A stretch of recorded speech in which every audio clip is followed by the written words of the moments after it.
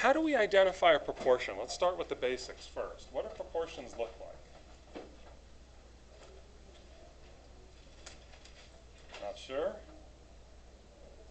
Fraction, decimal, percent.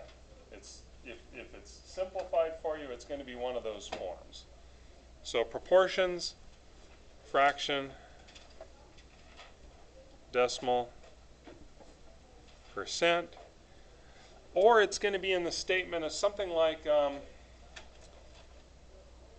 of a sample of 42, 25 said they like peanut butter and the others were wrong. Okay? Right? Because if you don't like peanut butter, you're just wrong. Okay? So, or allergic, I guess that's the other case. That statement, the 25 out of 42, would be your fraction, which can be turned into a decimal or a percent. That's where you're going to recognize, hopefully, your proportions. So we have some conditions for proportions.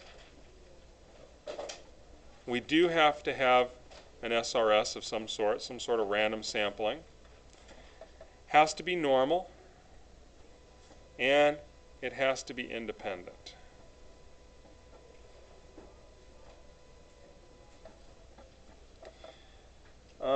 Couple of things that we have to remember. When we're dealing with proportions, we have rule of thumb 1 and 2. Rule of thumb 1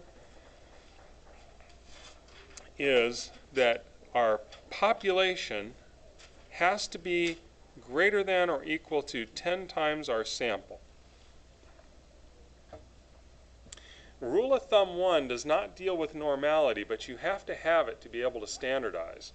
Because what this does, if it's true, then we are allowed to calculate sigma p hat, which is the square root of p times 1 minus p over n.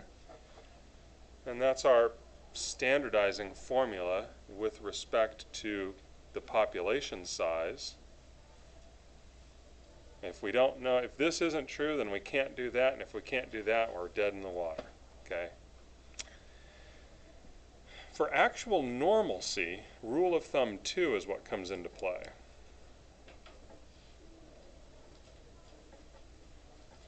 Rule of 2 says that n times p has to be greater than or equal to 10, and both have to be true. N times 1 minus p also has to be greater than or equal to 10.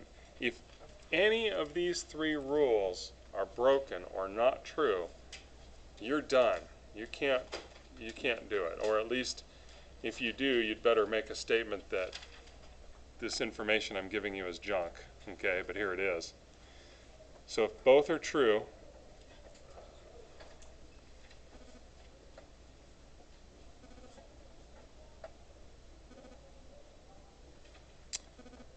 we have an approximately normal situation.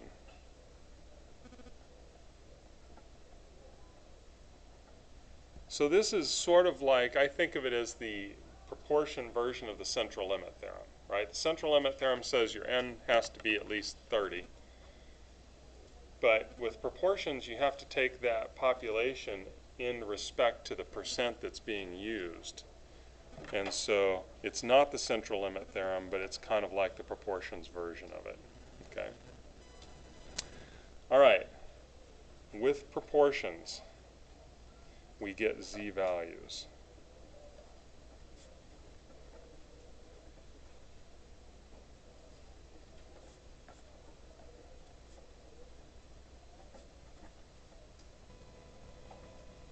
Which are called test statistics. We don't need to add that. We've talked about that enough. We get z values, so we use that table A because we have a way of testing for normal. If it's normal, then we can go ahead and make the calculation and use table Z, or table A, sorry, for a z value. So our p-value comes from table A.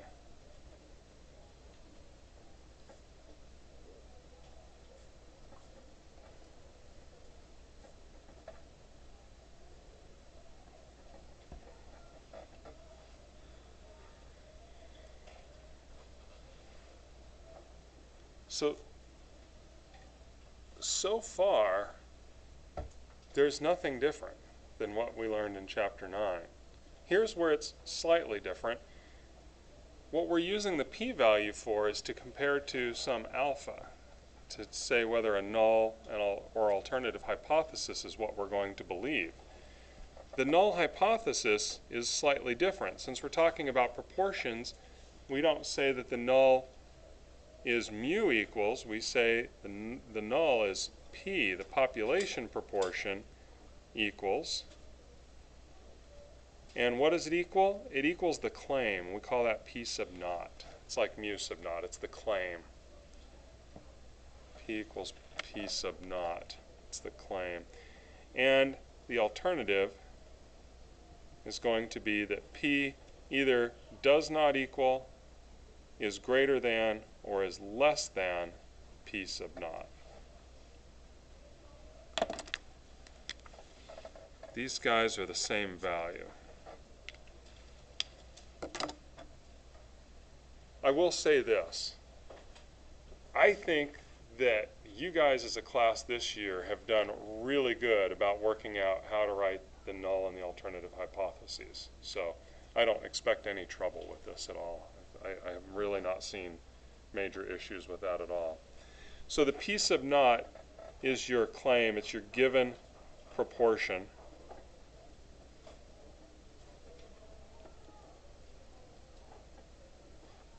And we assume it to be true.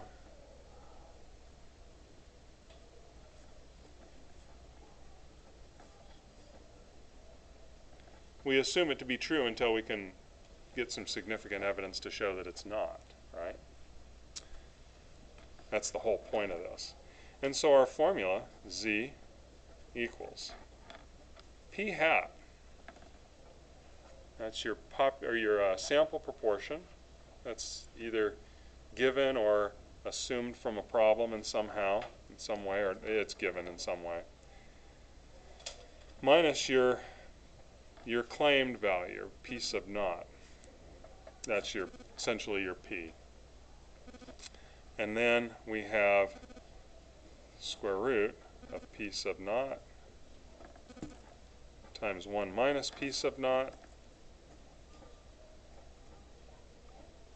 all over n.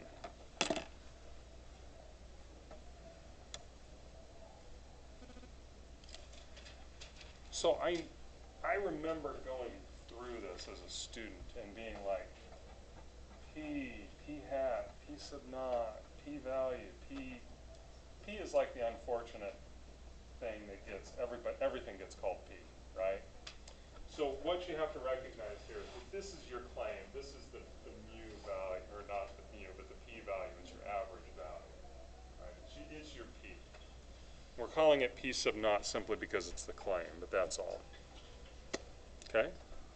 And then you go through the same steps. We reject, we fail to reject, you use your alpha, things like that. All right? Everybody all right with that? So again, it's almost all just like Chapter 9, which may or may not be very comforting to some, but we are just standardizing here. So let's look at a couple problems.